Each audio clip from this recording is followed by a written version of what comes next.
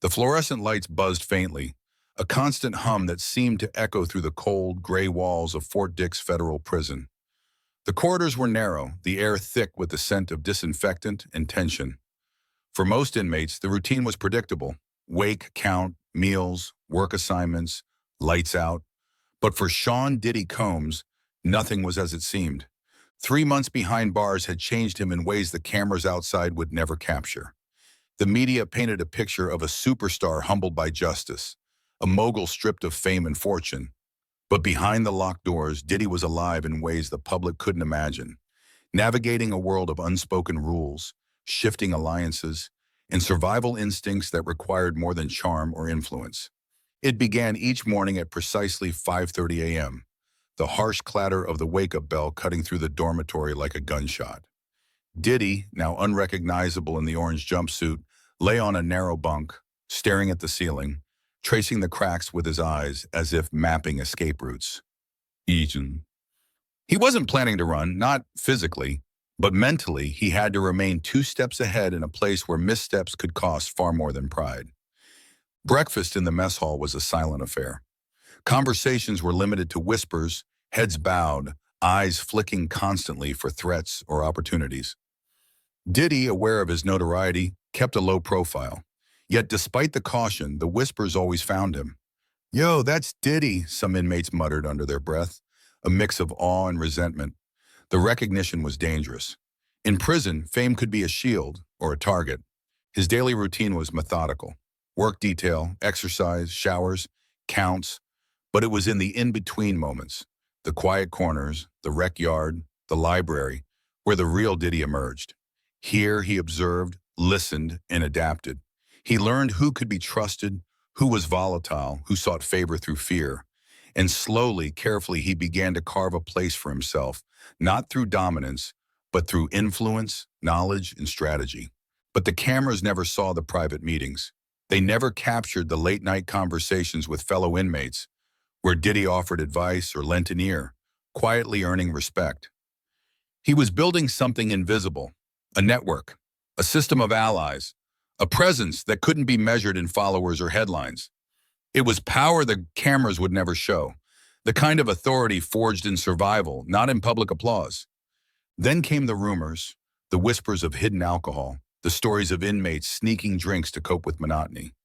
Diddy knew the risks. He had seen firsthand how a single misstep could unravel years of strategy, how one wrong choice could send a man spiraling into isolation, assault, or worse. Yet he also knew that sometimes rules were tools, not shackles, and the line between survival and violation was a knife's edge.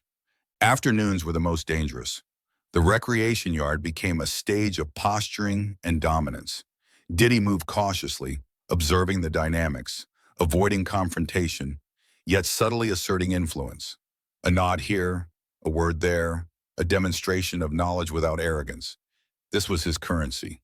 And slowly the narrative outside began to shift. In the dorms and yards, he wasn't just the famous rapper behind bars. He was a strategist, a survivor, someone who could navigate the invisible rules of prison life. Nightfall brought reflection. Alone in his cell, Diddy stared at the small, barred window, watching the city lights twinkle far in the distance. He thought about the empire he had built, the mistakes that led him here, and the life that awaited him beyond these walls. Cameras would show only a man reduced, a celebrity humbled, but they would never see the resilience, the intellect, the silent control he wielded when no one was watching. By the end of the first month, Diddy's reputation had transformed in ways the outside world couldn't comprehend. He was no longer simply a celebrity inmate. He was a figure in the ecosystem of Fort Dix, a man whose decisions, discreet and deliberate, affected the flow of life behind bars. Allies sought him out, adversaries respected him cautiously, and guards noticed his calm demeanor under stress. Every action, every word, every glance was calculated, a chess move in a game with no spectators. Even the guards, who saw him only as another inmate, began to notice something different. Combs wasn't combative. He followed rules outwardly, but there was an intelligence in his compliance, a quiet awareness that he understood the balance of power in ways most did not. He was learning the art of invisibility and influence at once, a duality that the public could never grasp. The cameras, the media, the world outside saw only headlines: Diddy behind bars, life sentence, hidden alcohol controversy. But the truth, the unseen life of Sean Combs inside Fort Dix, was far more complex, strategic, and riveting than any coverage could convey. And that was exactly the point. By the second month, Diddy had fully adapted to life inside Fort Dix. But adaptation didn't mean surrender. Every day was a test, a negotiation between visibility and invisibility, survival and strategy. The public thought they knew him, a superstar brought low. But inside, he was learning rules that no security camera could ever capture. Meals were the first subtle battlefield of the day. The mess hall was loud, chaotic, and governed by unspoken hierarchies. Inmates staked their territory, and even a misdirected glance could spark confrontation. Diddy moved carefully, always scanning, always noting. He made small, calculated gestures, a nod to the right person, a polite smile to the volatile one, a quiet acknowledgement to those seeking alliances. Slowly, a network formed around him, invisible yet resilient, built on respect rather than fear. Work detail offered another form of influence. Assigned to the prison library, Diddy discovered a world of information as power. Records, books, and procedural manuals became tools in his strategy. He learned which programs offered privilege, which guards could be reasoned with, which inmates sought status at any cost. Diddy didn't just survive, he gathered intelligence, quietly mapping the ecosystem around him, turning observation into leverage. But Fort Dix wasn't just about strategy, it was also about temptation and discipline. Rumors persisted: illicit alcohol, contraband, the subtle economies of prison life. One afternoon, Combs caught wind of a small operation among inmates smuggling homemade spirits, cleverly disguised as juice. He observed quietly, weighing risk versus reward. It wasn't about indulgence, it was about understanding the undercurrents of control. Those who ruled the covert networks were powerful in ways that fame couldn't buy. At night, in the quiet hours when other inmates slept or whispered in their cells, Diddy would reflect on the world outside. The flashing lights of cameras, the applause of crowds, the headlines of his rise and fall, they were gone. All that remained was the silence of concrete walls and barred windows. And yet, in that isolation, he found clarity. He wasn't merely enduring punishment. He was learning, evolving, and preparing for a life beyond these walls, one move at a time. Not all interactions were quiet or calculated. One evening, a new inmate arrived, a young man visibly shaken by the intensity of prison life. Others would have bullied him, dominated him, or ignored him entirely. Diddy approached differently. In a hushed corner, he offered guidance, advice about survival, respect, and patience.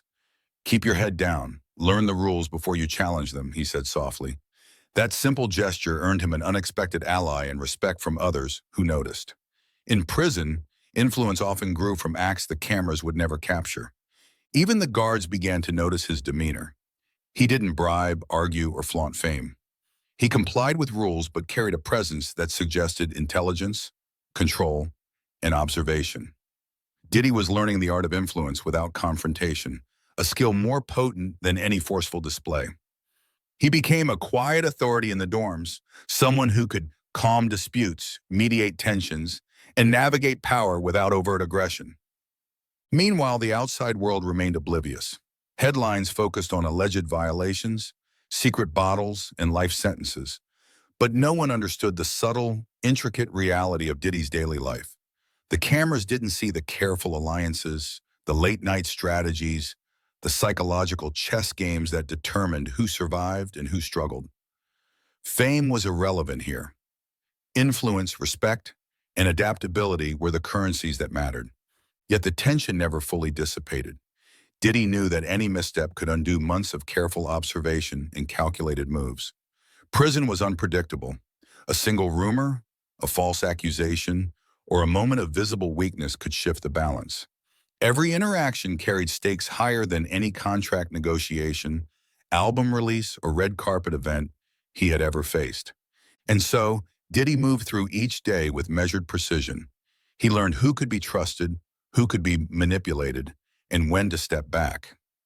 His empire outside was gone, but inside Fort Dix, he constructed a new kind of power, invisible yet undeniable. A network, a strategy, a presence unseen by cameras, untold by headlines, but deeply real. As the second month drew to a close, Diddy stared out of the barred window once more. The rain streaked the glass, and the city beyond seemed a distant, impossible dream. But inside, he felt control, awareness, and the quiet thrill of mastery over an environment designed to strip men bare. Cameras might capture a man in orange, but they would never capture the mind, the strategy, and the survival instinct that now defines Sean Combs. By the third month, Sean Combs had fully embraced the hidden rhythms of Fort Dix. Prison life, he realized, was less about brute strength and more about perception. Every glance, every word, every pause was data. Every whisper in the hall, every glance at the mess hall line, every nod from a fellow inmate carried meaning. In this world, visibility was dangerous. Invisibility was power. The rumor mill never slept. Whispers about Combs circulated in hushed tones, some awed, some skeptical. Diddy? Here? And he's managing to survive? Others muttered, he's just lucky. Watch him slip. He allowed these murmurs to flow around him like water, never confronting, never boasting. The perception of influence often mattered more than influence itself. A man who seemed untouchable often became untouchable. Work detail had become more than routine. It was a stage for observation and subtle control. Assigned to the maintenance crew in the prison library, Diddy had access to records, manuals, and organizational patterns.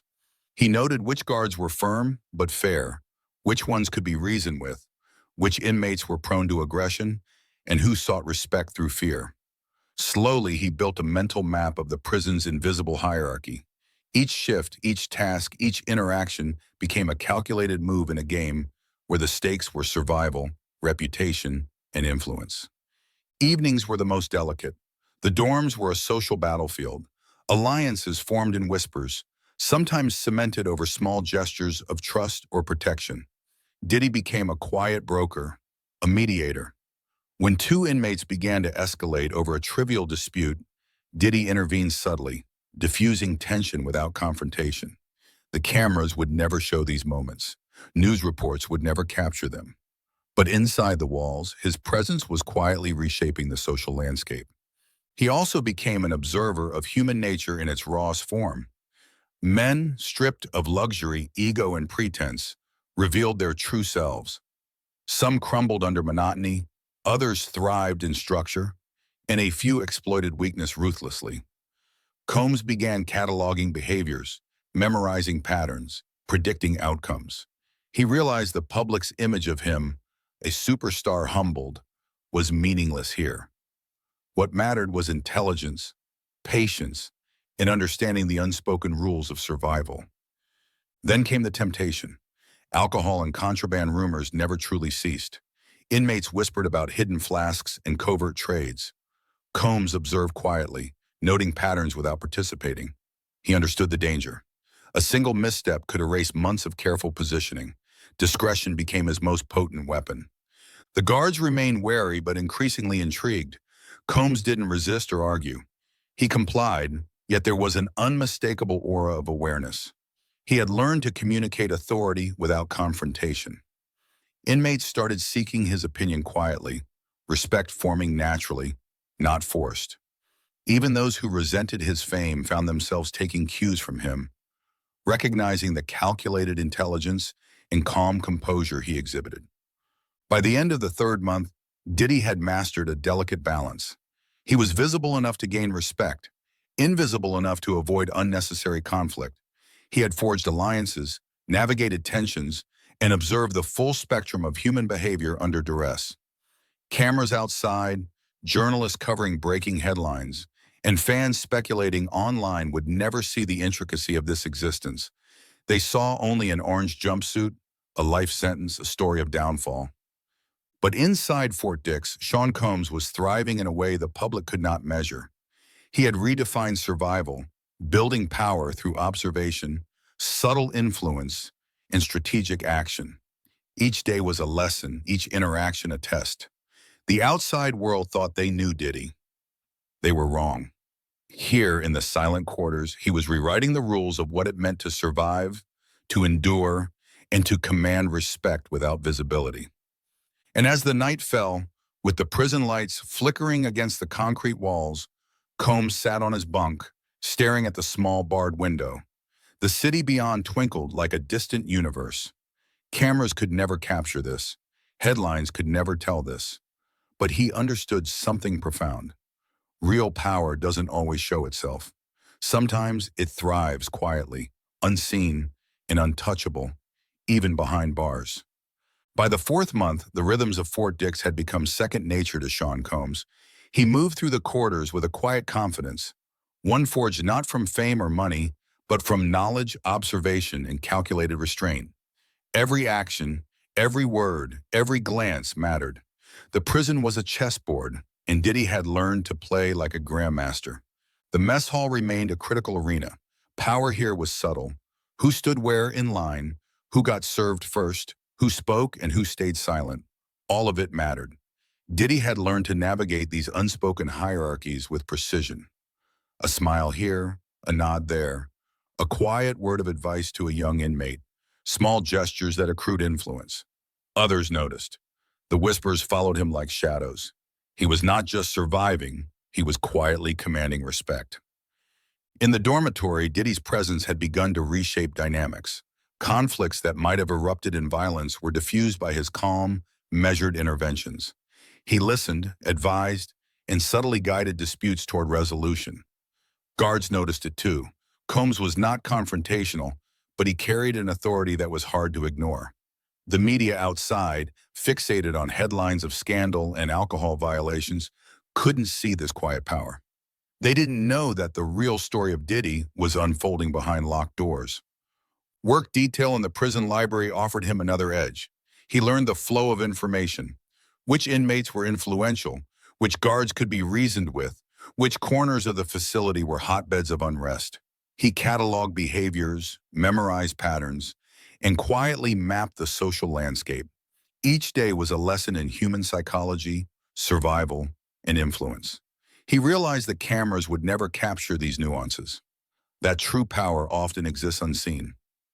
Temptation and risk remained constant. Rumors of alcohol and contraband never ceased. Some inmates flaunted illicit possessions, testing the boundaries of rules and authority. Combs watched, analyzing who took risks, who avoided them, who gained respect, and who faced consequences. He understood that one wrong choice could erase months of careful strategy. Discretion was more valuable than defiance. Late nights were his sanctuary.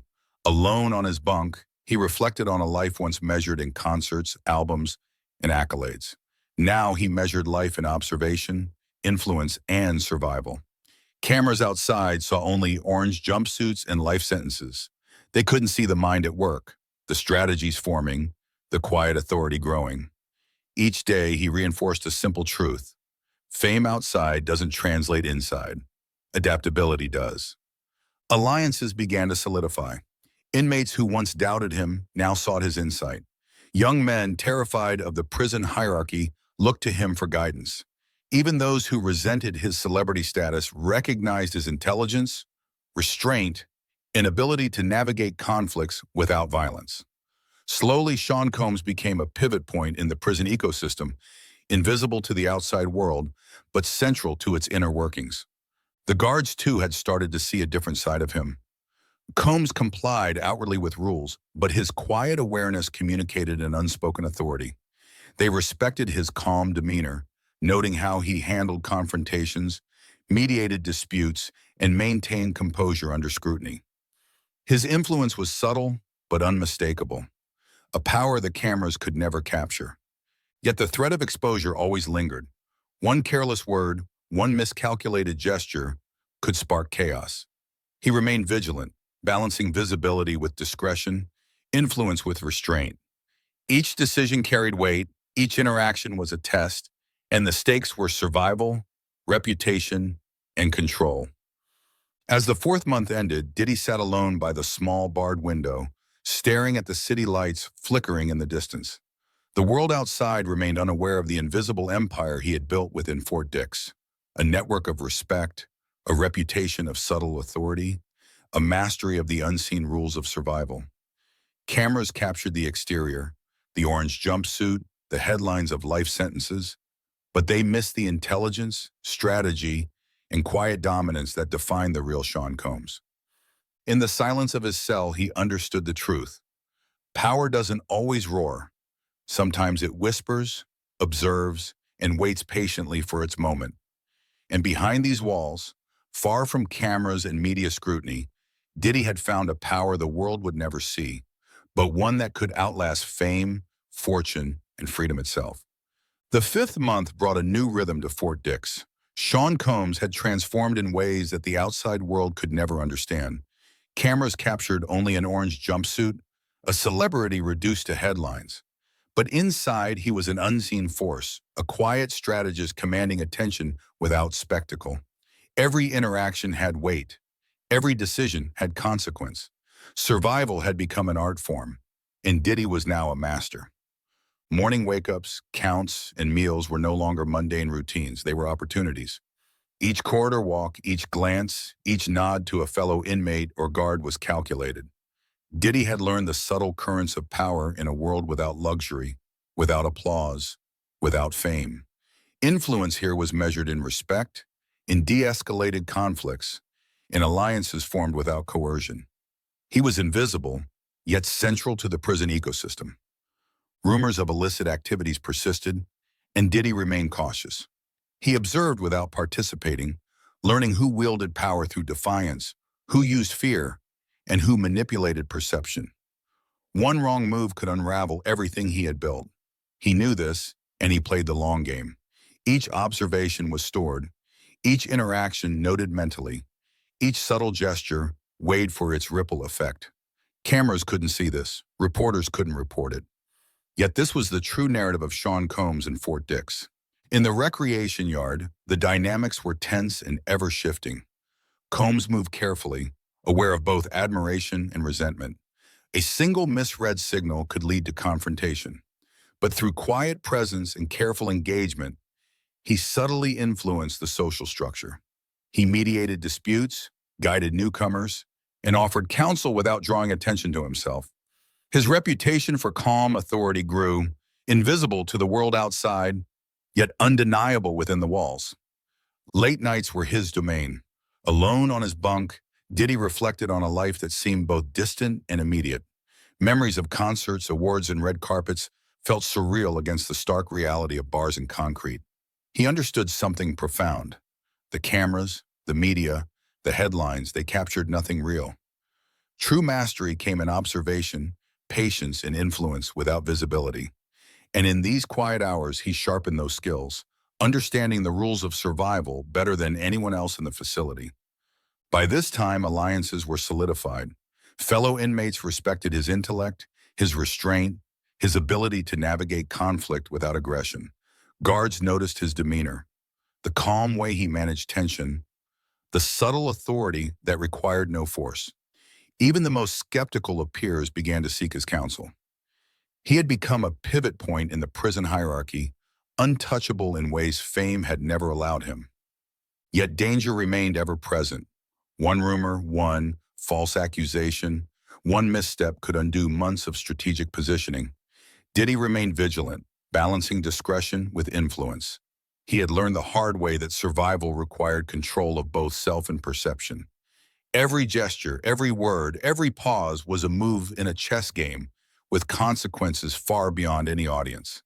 The public's image of him, scandal, life sentence, hidden alcohol was irrelevant here. Cameras would never show the late-night conversations, the subtle mediation of disputes, the mental mapping of alliances, the quiet respect earned without showmanship. What mattered inside these walls was adaptability, intelligence, and the cultivation of invisible influence. As the sun set over Fort Dix, Diddy sat by the barred window, staring at the distant city lights. The world outside had a story of shame, scandal, and downfall. Inside, Sean Combs had written a different story, a narrative of quiet authority, survival, and mastery unseen by any lens. He had built something more enduring than fame: resilience, strategy, and the power to influence without spectacle. In the silence, he understood that freedom and control were not the same. Cameras could capture movement, headlines could capture scandal, but the unseen mind, the calculated strategy, and the quiet command of respect, these could never be documented. Sean Diddy Combs had discovered a truth more profound than the applause of crowds. Real power thrives in observation, patience, and the mastery of the invisible game. And so as the lights dimmed and the echoes of the day faded, Diddy remained, a man behind bars, yet more formidable than any headline, more influential than any camera could reveal, and more alive in strategy than fame had ever made him. The world might see an empire fall, but inside Fort Dix, a new empire of quiet dominance had quietly risen.